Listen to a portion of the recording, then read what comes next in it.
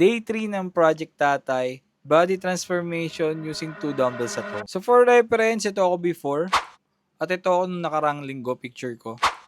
Tapos ngayon, Wednesday, it's leg day. So ito naman yung workout na ginawa ko kaninang umaga.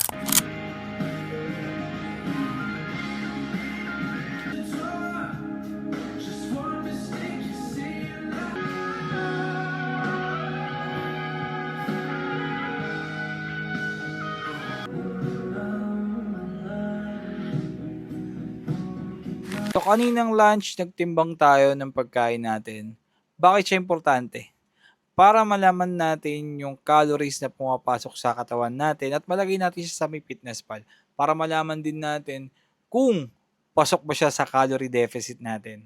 Kagandahan kasi dito, since nagka-calorie deficit tayo, itong taba natin or stored fat is yung ginagamit na energy ng katawan natin. Kaya tayo nagbe-burn ng fats. See you sa day 4 kasi rest day natin. So papakita ko na lang sa inyo yung mga product na binili natin para dito sa project tatay natin. And hit that plus button kasi I'll share every workout, mistake, and lesson I learned.